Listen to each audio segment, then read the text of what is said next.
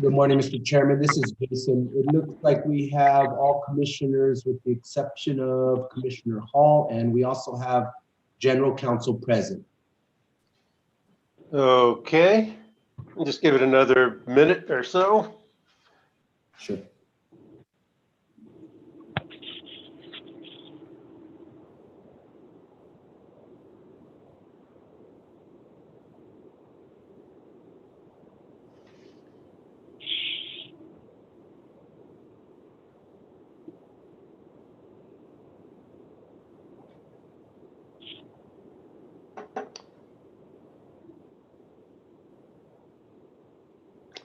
Okay, good morning, everybody. Let's start off with the Pledge of Allegiance. And Russell, are you on?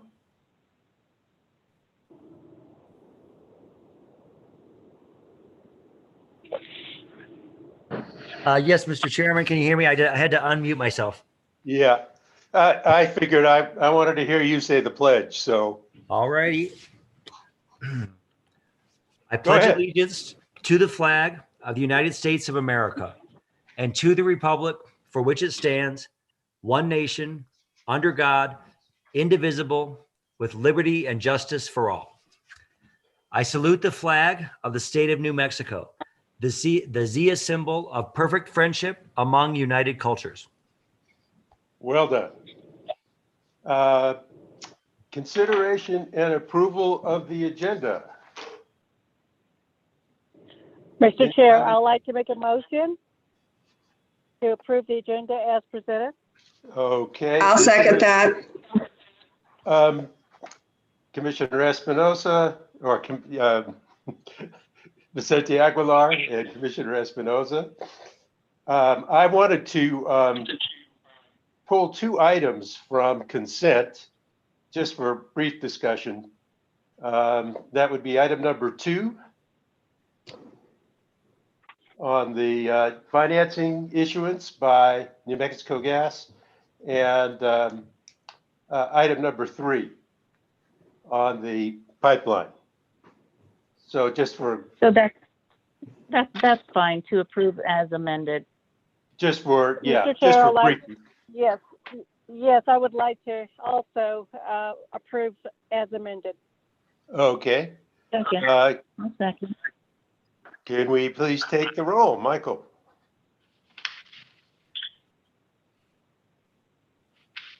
Commissioner Byrd. Do we have Commissioner Byrd on? I'll move to Commissioner Hall. Aye. Commissioner Espinoza. Aye. Commissioner Vicente Aguilar. Aye. Commissioner Fishman. Aye. And going back, I think I heard Commissioner Byrd. Yeah, aye. The agenda is approved by a vote of 5-0. Okay, real quickly. Well, let's do introduction of special guests. Mr. Chairman, this is Jason. I don't have anybody, and I'll defer to the commissioners if they have anybody. Okay, no one there. Introduction of special, public comment. Mr. Chairman, I have one individual that has asked to provide public comment, but I'd like to give the floor to Jeff to have a discussion about this individual and the content of the public comment before considering approval. Mike Smith, do you want to discuss the request regarding from Samantha? And I apologize in advance if I butcher the last name. I believe it's Yorchek. Mike? Commissioners, I have not spoken directly with Ms. Yurchek, and I think she can be unmuted to explain what it is she wants to provide public comment without getting into the substance of her public comment. But my understanding is that it relates to matters on the agenda that the commission has not addressed yet.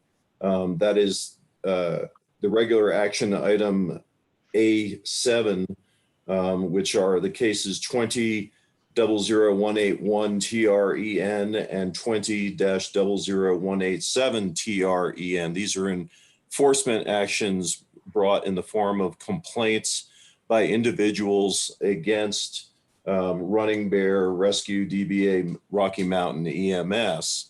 The commission, the rules basically provide that if a complaint is brought by an individual, a copy of the complaint is served on the respondent regulated entity, and they have 20 days to respond.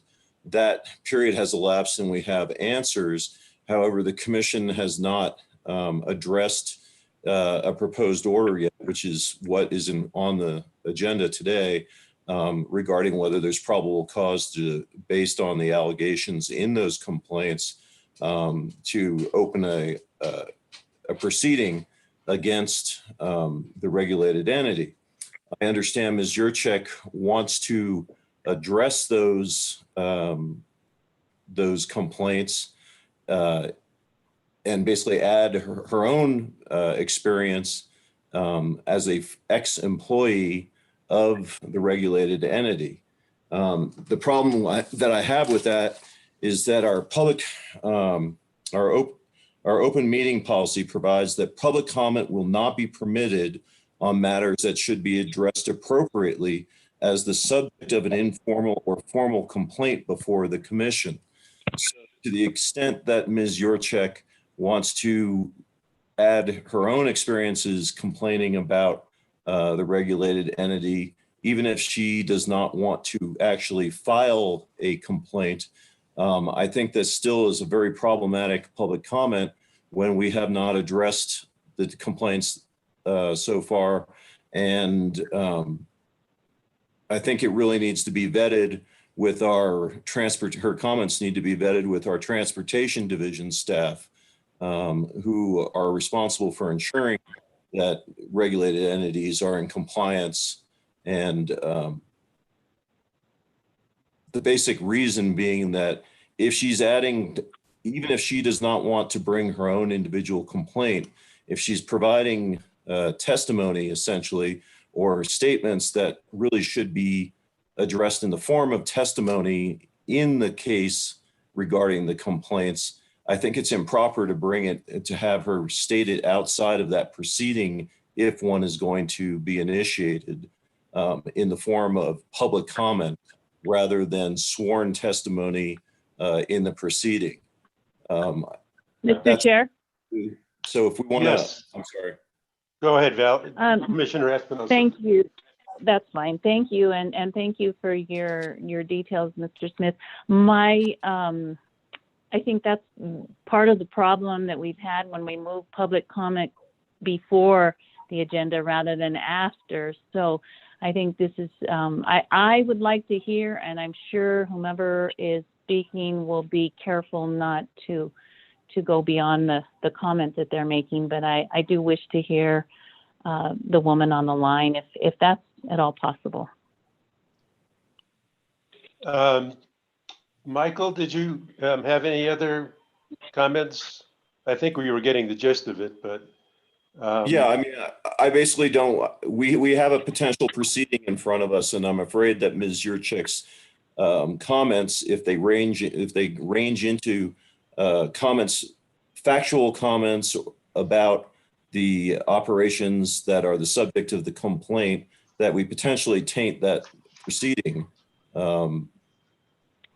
So I don't object to having her unmuted so she can explain what her public comment is, but I wanted to provide that predicate view that I don't think that this is of her getting into the subject matter or related subject matter or piling on to the other complaints. If there is relevant things that she has to say that relate to these complaints, then it may very well be that should be presented in the form of testimony in a proceeding. And I think she has been unmuted, so. Yeah, I have been unmuted. This is Samantha Yurchek. The stuff I do have to say is towards them and what things that has happened. And this is my first time ever doing something like this.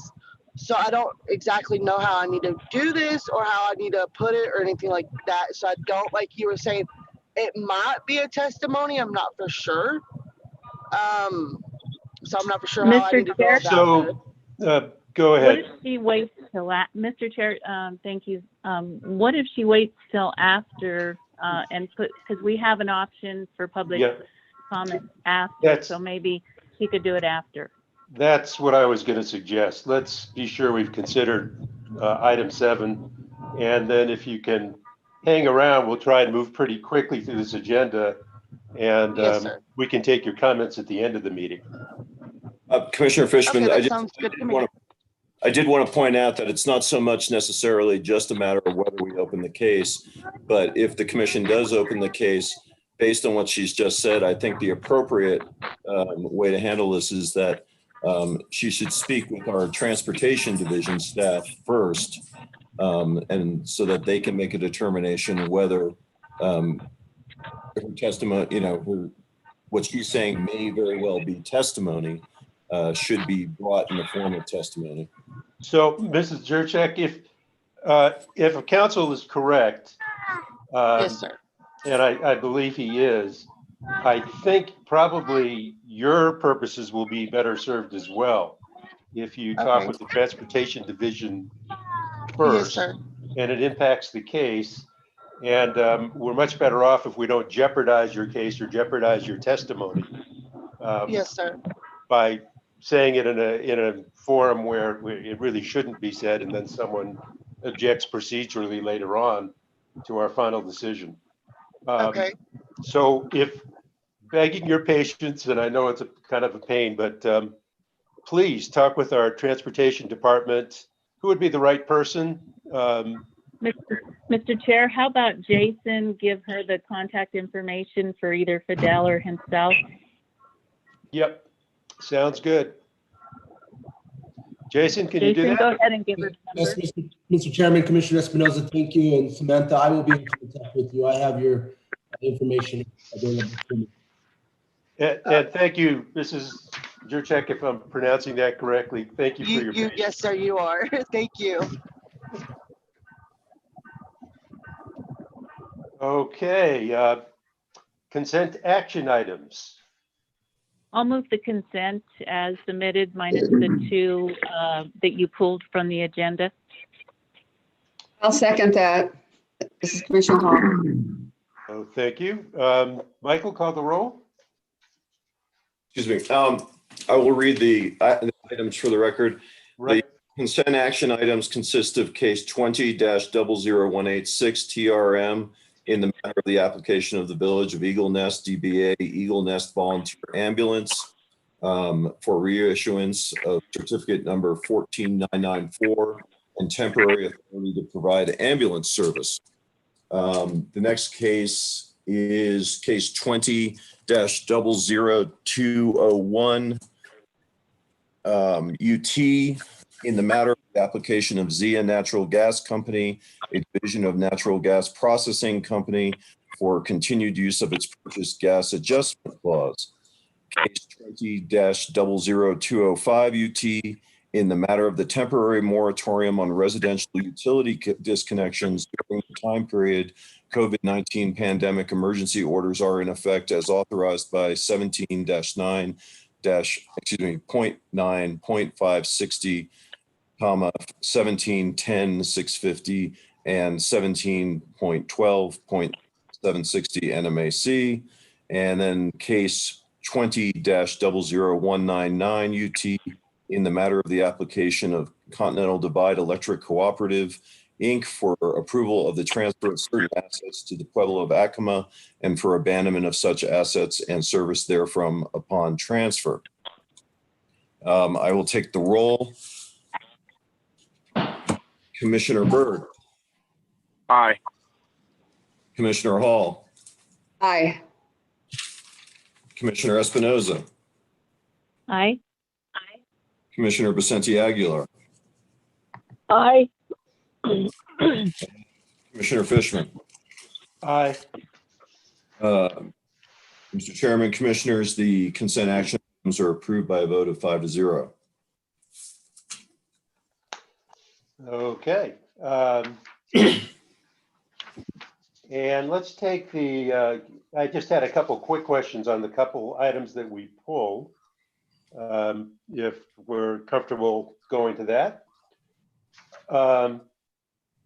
And so on item 2 of the consent agenda, I was just curious, and I hadn't had a chance to ask anybody, how come all of the debt is unsecured? Do we ever look at secured debt that might be cheaper?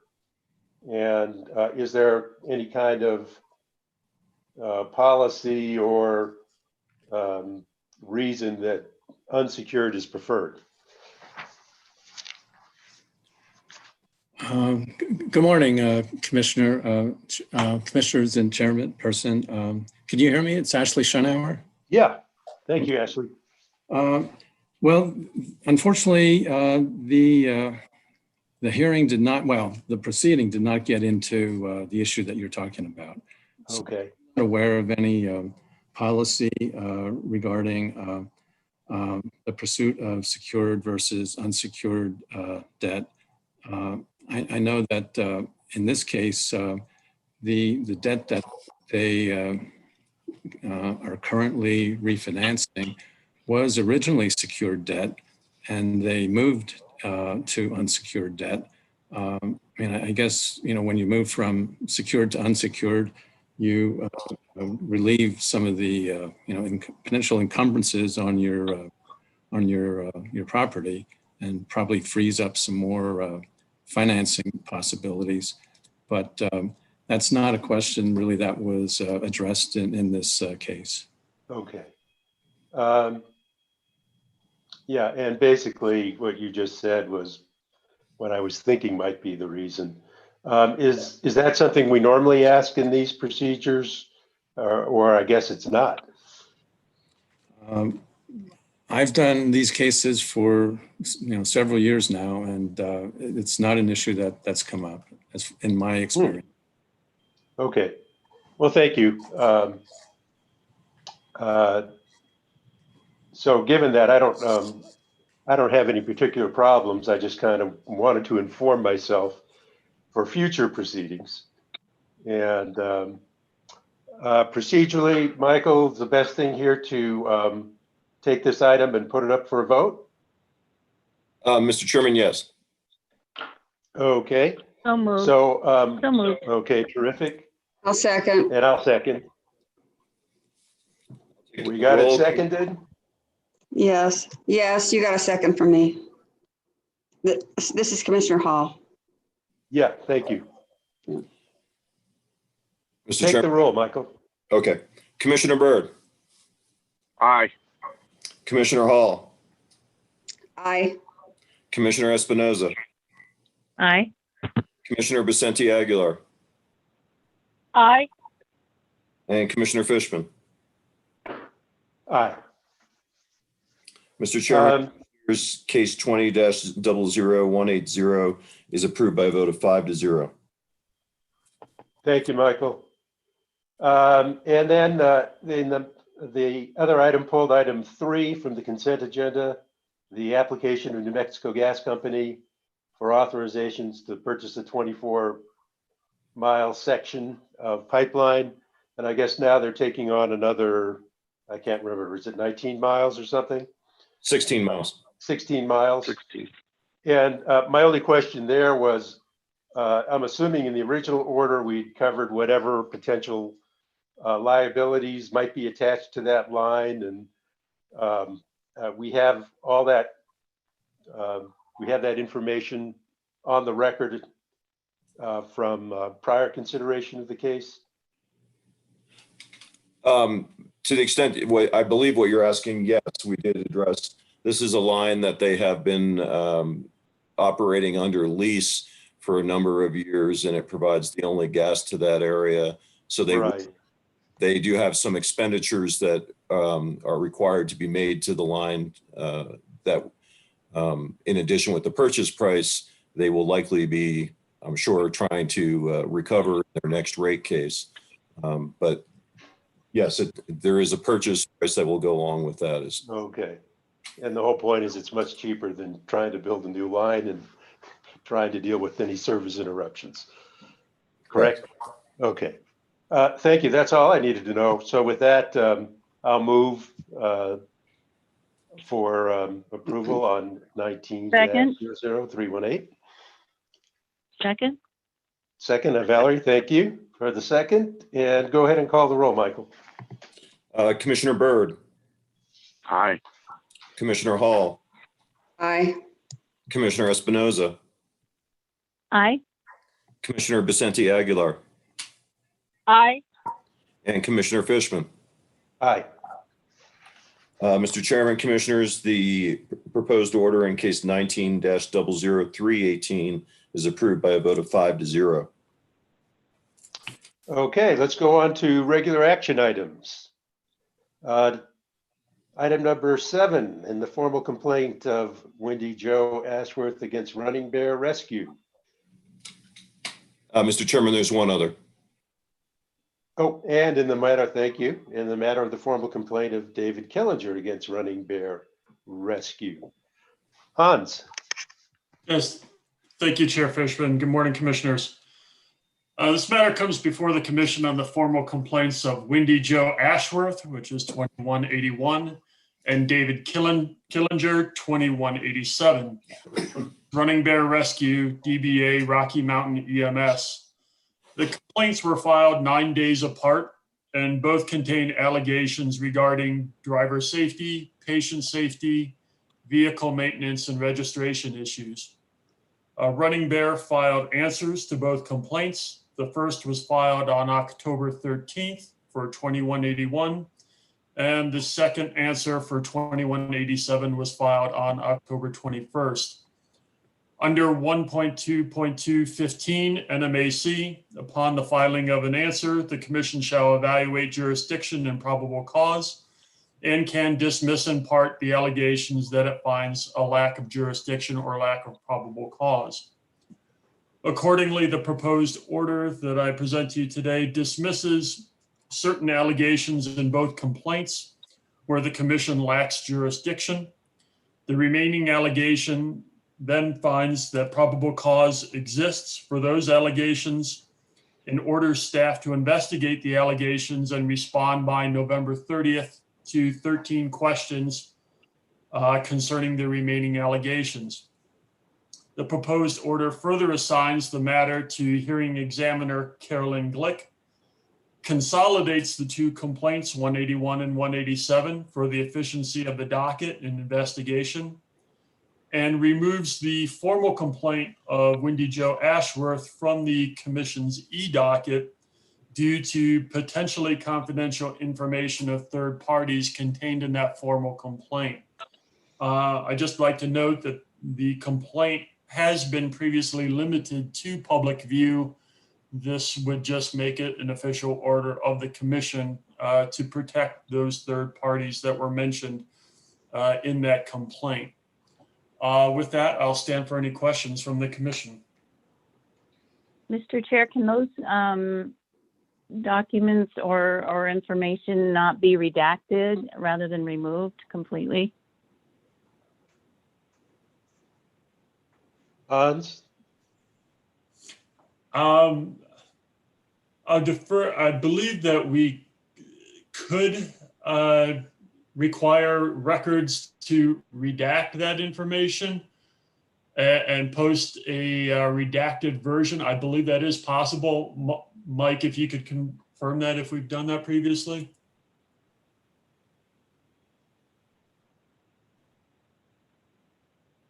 Michael Smith? Sorry, Whoops. I was muted. I was speaking away without anybody hearing me. Okay. I do think redaction is a more appropriate method of dealing with this. We can talk to our staff. I'm always hesitant about having our staff perform the redaction rather than the complainant in accordance with the rules. because it's potentially shifts liability, to us rather than to the person. But we can deal with it. I think redaction is the proper way, either by the complainant or by our records division. I think redaction would be more appropriate rather than removing it completely, because we're talking about safety here, and I'd like to hear more. Are any of the inspectors on the line to sort of discuss any? Mr. Chairman, Commissioners, I don't think that would be appropriate at this point, because that this become a formal complaint, a docketed case assigned to a hearing examiner. And Oh, okay. So, yeah, okay. Well, what's the recommendation then, so besides the removal? Because I don't want that removed. I want the redaction issued by, the person filing the complaint, but I'm just wondering what the recommendation is here.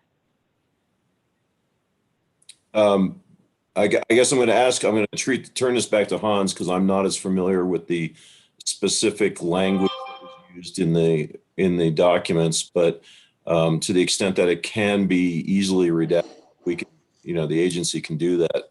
Otherwise, we should really ask the complainant to redact it. Right. That is correct. That is correct, Michael. If memory serves, the portion that is under scrutiny in particular, I believe, is a simple block of, I believe, 4 names. I think that is the only part that was questioned, and it should be readily redactable. Okay, so Okay. Hans, our order here is for appointing the hearing examiner? It basically, it appoints the hearing examiner, Karen Glick. It requires a staff response by November 30th. Right. Consolidates the 2 cases into a combined docket for the efficiency of the docket and investigation. And then I can change that wording, instead of removing it from the commission's e-docket, requiring that a redacted version be posted instead. Mr. Chair, I have one more question. Sure, Why the November 30th date versus expediting based on the safety issue here and potential occurrences in the future? I believe to Commissioner Fishman, Commissioner Espinoza, I believe that our standard response is typically to give staff 30 days to respond to any questions that are presented in a staff response. If the commission feels that the allegations contained require a more expedited response, I'd be happy to change the response date. Yeah, I've seen that occur over the years, that we have expedited other cases. Let me just look at if we want to change. If we feel November 6th, if we feel November 16th, the Monday, November 16th would be a more appropriate time. I would be more than willing to change that. I mean, given the nature, I think given the nature of the safety in question, I think it would be our duty to expedite this. So I would move that order with the changes made to November, did you say 17th? I'll second it. 16th or 17th, it's a Monday. I was just making sure it was on a weekday. It's Monday, All right. 16th, Tuesday is the 17th. All right. Thank you kindly. Appreciate it. So you have a first and a second there. Yes, we Chairman. have yep. And any other comments from commissioners? Mr. Chairman, I just want to say I agree with Commissioner Espinoza. This is serious. Let's move it up. Hans, you were about to say something? Mr. Chairman, this is Jason. Okay, Jason. Just for clarification, Hans, we are using the word investigation, right, rather than inspection for staff? Correct. Okay, thank you. Okay, Michael, call the roll. Commissioner Byrd, Aye.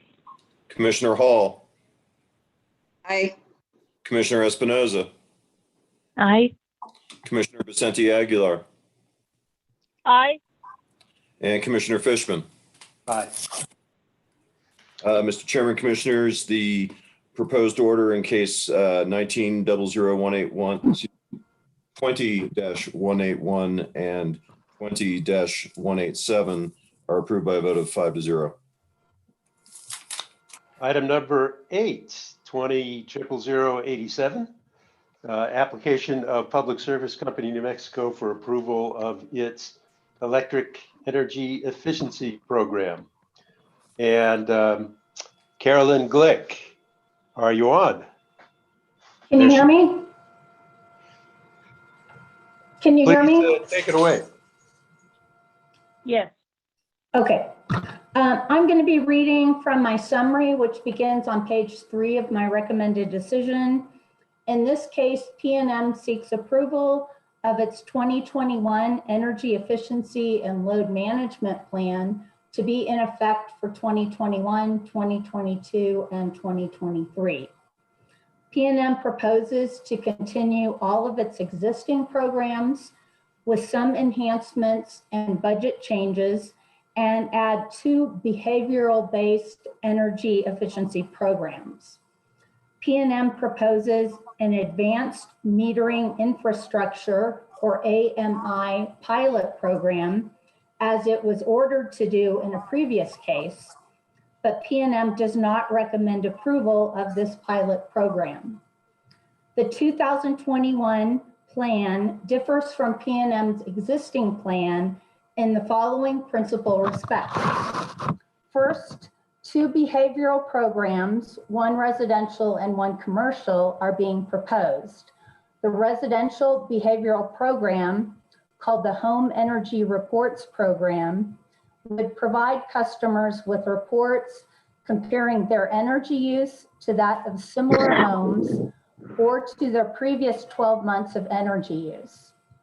The commercial behavioral program, called the Commercial Strategic Energy Management Program, emphasizes energy reduction through behavioral and operational changes.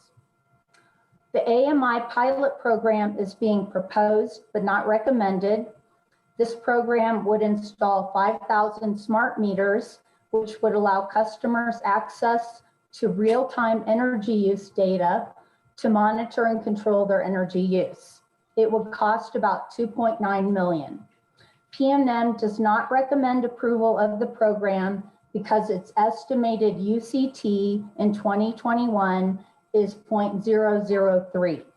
A program's UCT must be greater than 1 for the program to be cost effective. Because of a change in the Efficient Use of Energy Act, the portfolio budget is no longer limited to 3% of customer bills. The budget for existing programs increases by 22% in 2021, 21% in 2022, and 15% in 2023 over the 2020 spending level. The residential lighting and residential cooling budgets increase due to additional offerings. The 2021 Homeworks and Energy Innovation Program budget increases to reach more schools, and Wi-Fi thermostats are added options in several programs. Under PNM's 2021 plan, the portfolio UCTs are 1.13 in 2021, 1.32 in 2022, and 1.38 in 2023. PNM recovers its Hello, this budget is Cynthia. cost. Commissioner I'm Hall, sorry? did you? Was someone commenting? Go ahead, Carolyn. Okay. If the AMI pilot program is not approved, PNM's proposed energy efficiency rider rate will be 3.640% of customer bills in 2021, 3.581% in 2022, and 3.396% in 2023. Between 2020 and 2021, for an average use PNM residential customer using about 600 kilowatt hours per month, the EE rider charge would increase from $2.43 to $2.68 per month. Between 2020 and 2022, the EE rider charge for such a customer would increase from $2.42 to $2.63. And between 2020 and 2023, the EE rider charge for such a customer would increase from $2.42 to $2.49 per month. Besides PNM, the Coalition for Clean Affordable Energy and staff filed testimony. CCAE and staff support continuing all of PNM's existing programs and approving the 2 proposed behavioral programs.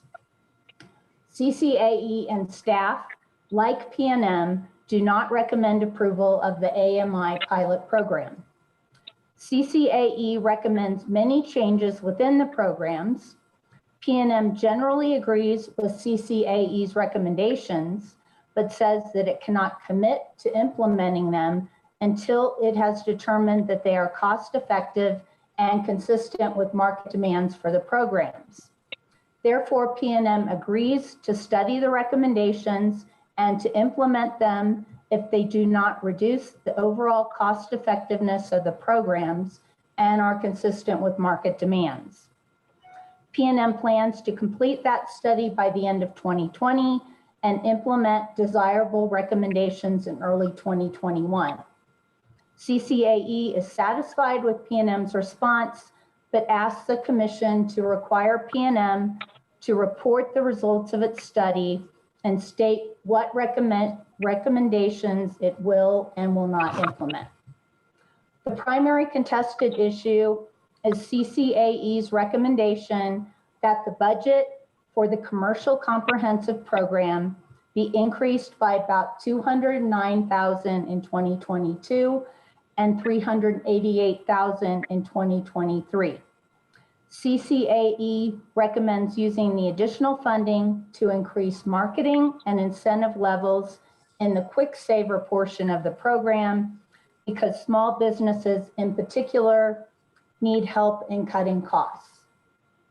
PNM objects to increasing the budgets for the Commercial Comprehensive Program because after consultation with its third-party implementers, there are concerns that PNM would be able to effectively spend the increased budgets on just the Commercial Comprehensive Program.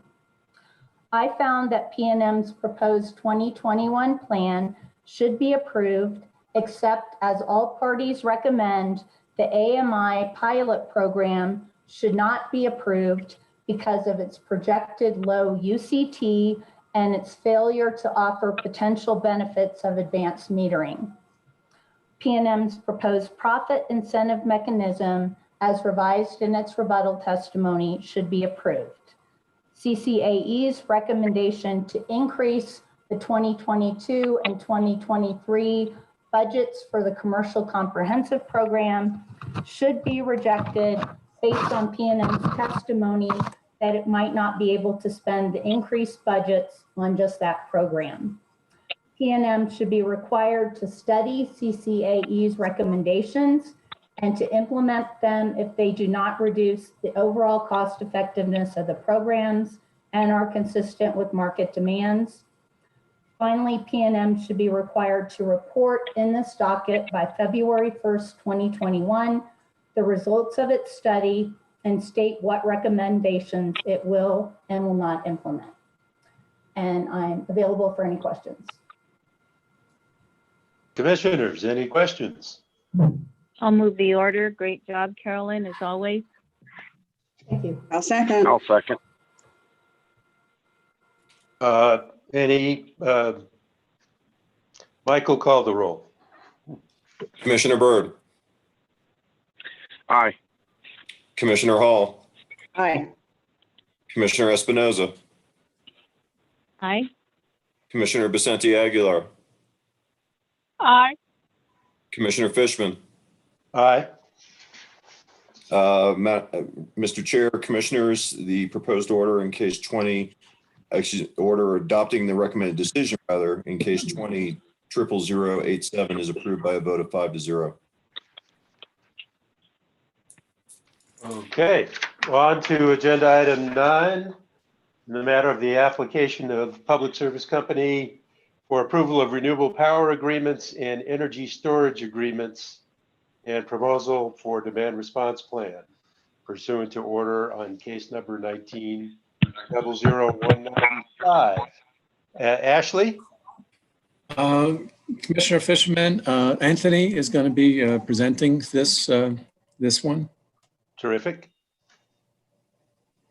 Morning, Mr. Chair, Commissioners, can you hear me? Yes. Yes, good morning. Good morning, thank you. Before you, we've placed a recommendation for treatment of PNM's request that its proposed plan to procure new demand resources related to the supplemental replacement resource application, in this case, docket 20-00182-UT, that specific DR, demand response proposal plan, be deferred to and addressed in a proceeding separate and apart from this case. This recommendation is before you slightly differently procedurally because it's not a recommended decision on the merits of substantive relief.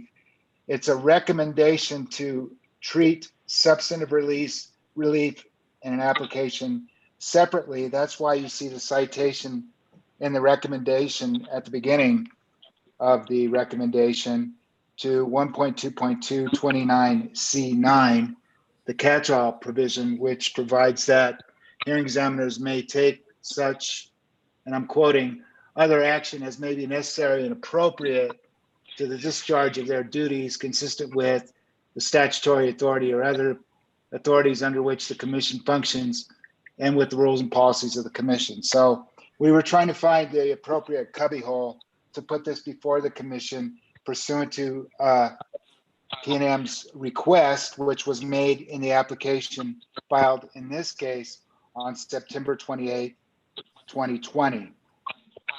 As you recall, in our recommended decision on replacement resources, part 2, issued back in June, we recommended that the commission approve the first portfolio of replacement resources for the San Juan generating station, that being CCAE1. That portfolio included some of the 650 megawatts of solar resources, 300 megawatts of battery storage, and the DR plan that was in evidence. But there were other parts of the solar resource, the resources proposed in CCA1 that still required the submission of purchase power agreements and energy storage agreements for subsequent approval under Rule 551. Those are the resources, those PPAs and energy storage agreements, ESAs, that are before the commission in the application and pursuant to which PNM is requesting expedited approval. As for the remaining resource included in CCA1, that's the 24 megawatts of DR resources. We recommended in the recommended decision that PNM should file in the same new docket, which turns out to be this docket, a proposal to develop and implement a DR program. We recommended, we specified as a recommendation that the proposal should outline the contours of the DR program, the method of recovery of program costs, and the proceeding in which PNM would request commission approval, whether it be modification to PNM's 2021 energy efficiency and load management plan in the case that the commission just considered, or 2, a tariff or rider proposal in PNM's next base rate case, or in some other proceeding. Now, obviously, PNM is proposing consideration of the proposed DR plan through the third option in a new proceeding. So as I mentioned, PNM filed the application in this docket on September 28, 2020. It's a rocket docket, so to speak. PNM says that the application requires final action by the commission, in this case, no later than December 4th, 2020. We are set to go to hearing on the PPAs and ESAs next week. I've summarized the procedural schedule in footnote 6 of the recommendation on page 3. But in any event, with regard to the DR plan, we issued this separate recommendation that the commission do sever and place in a separate proceeding and a new docket PNM's proposed DR plan.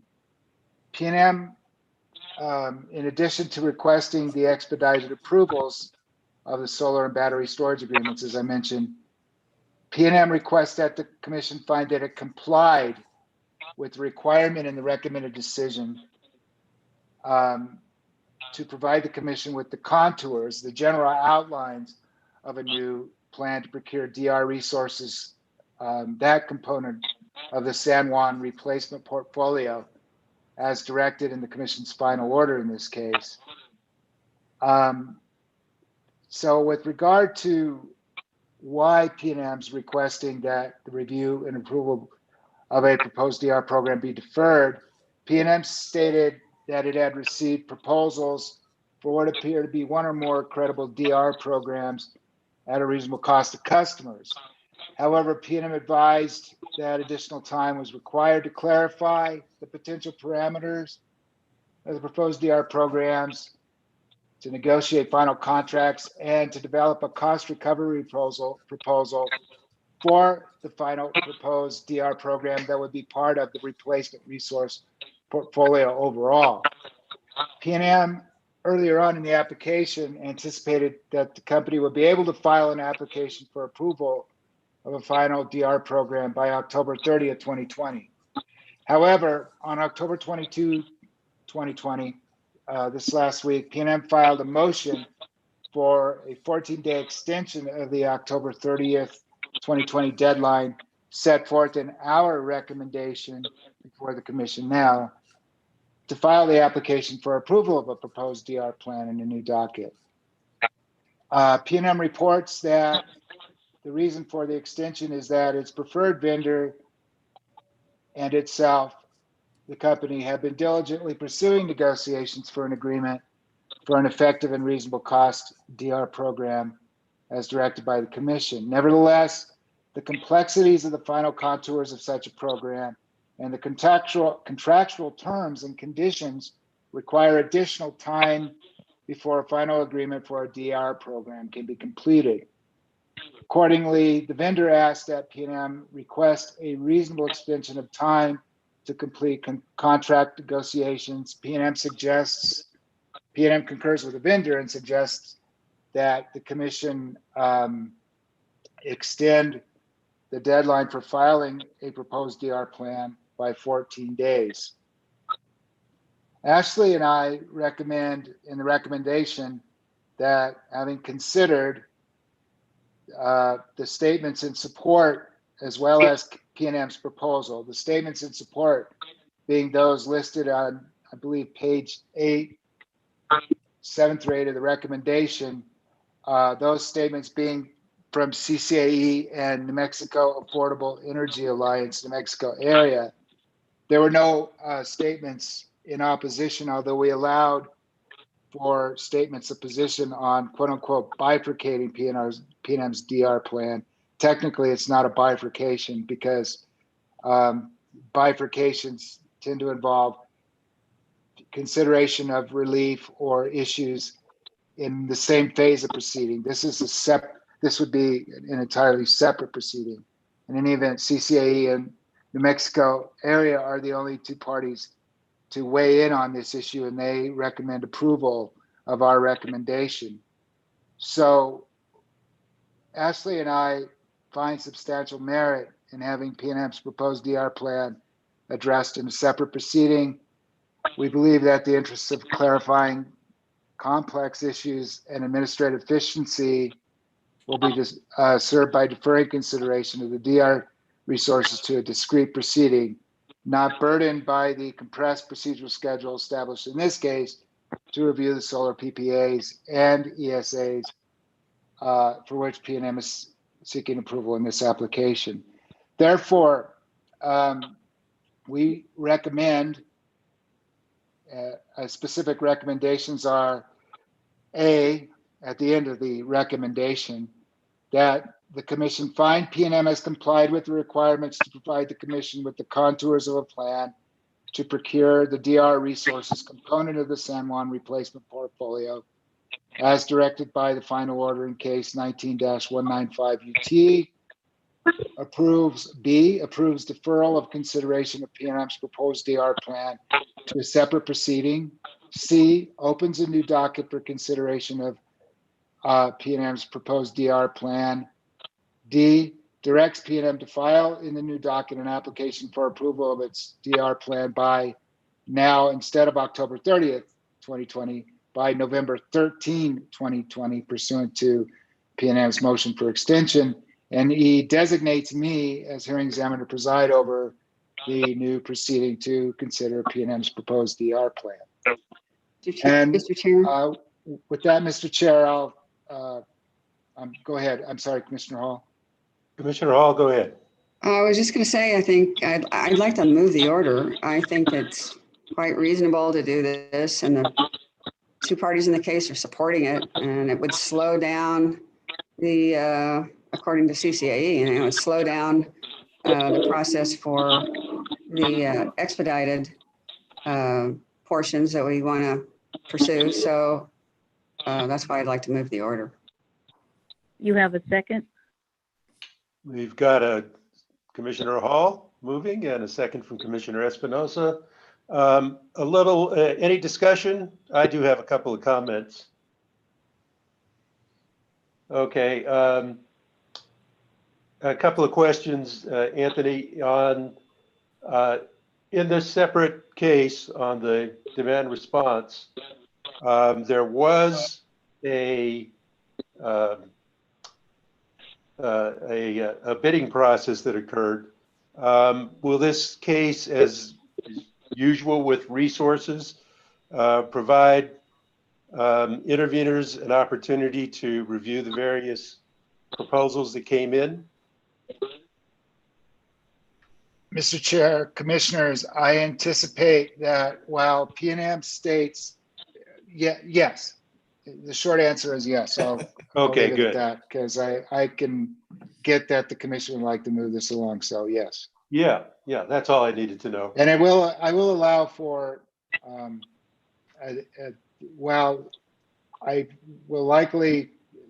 will allow for additional opportunity to intervene.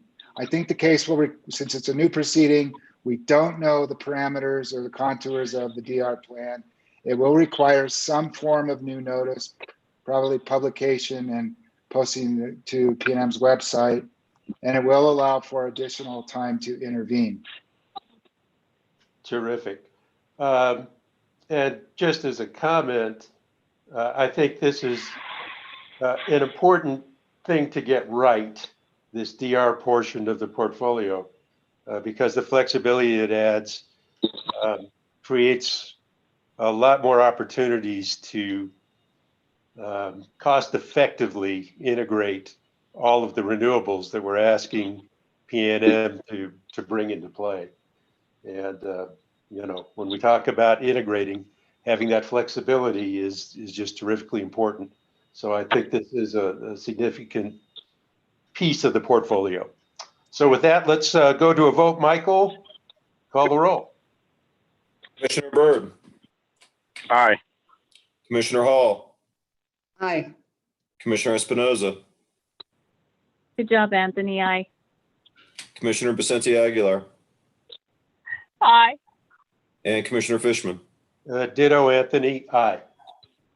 Mr. Chairman, Commissioners, recommendation is approved by a vote of 5-0. Okay, let's go on to discussion items number 10. We're going to have just a short presentation and update regarding the grid modernization roadmap. And Brian is working on that. Go ahead, Brian. Thank you, Mr. Chairman, members of the commission. I just wanted to take a few minutes to talk about the work that that Commissioner Fishman asked me to do with the Department of Environment. I'm sorry, the Natural Resources and Minerals Department, MNERD. Last legislative session, the Roundhouse passed House Bill 233. It's the Grid Modernization Act. And one of the things that the Secretary of MNERD has done is to convene an advisory council. There's about 50 of us that have been getting together for the past 5 or 6 weeks to talk about all the things that go into grid modernization. The statutes itself defined grid modernization as investments in transmission or distribution facilities to allow interconnection of distributed energy resources, security, advanced metering, more intelligence in the grid, more automation, and increased planning for how we integrate distributed energy resources. So we've been working on that. The group is planning to publish a series of white papers, and I just wanted to let you guys know about this work and to say that next week a representative from MNERD will be here to really dive into the details of this in a longer presentation. If there's any policy concerns or follow-up questions you'd like to ask, I'm available and happy to respond to anything. If you want to try to interface with the group, I can help with that. They did not invite the entire commission because they were worried about quorum problems during the process. So Steve has asked me to show up. I am participating, and with that, I'm happy to answer any questions.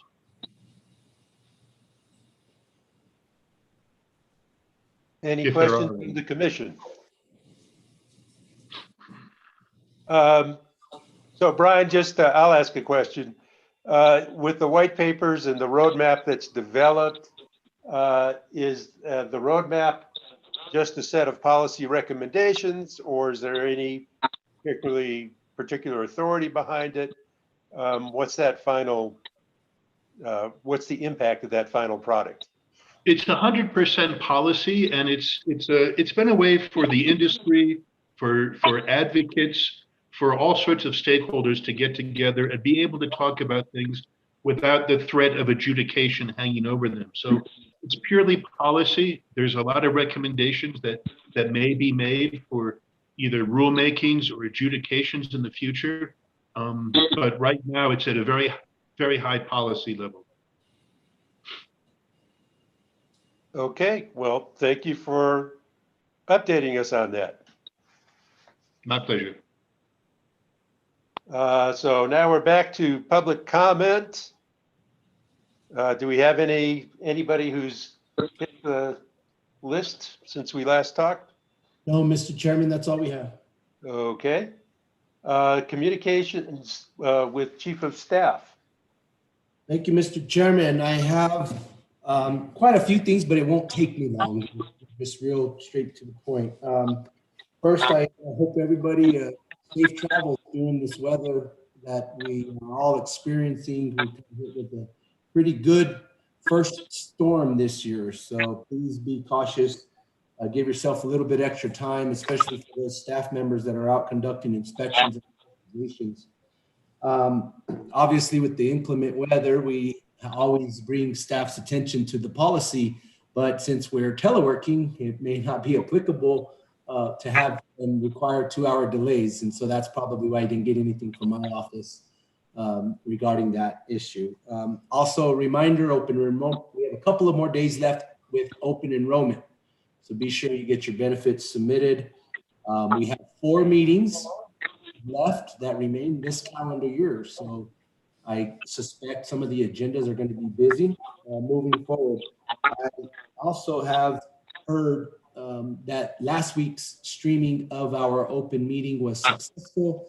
I understand some people are having a little bit of an issue accessing it today, but that's more on what we have found out is that that's more on their personal computers, and all they need to do is hit the refresh button and it should update the link to the YouTube. Keep in mind, we don't go live and publish the actual YouTube link until about 30 minutes prior to the start of our open meeting. So I just wanted to make that announcement for everybody that's currently listening. I will be on annual leave Friday, Monday, and Tuesday of next week. Hopefully I'm successful in my deer hunt. Finally got drawn out.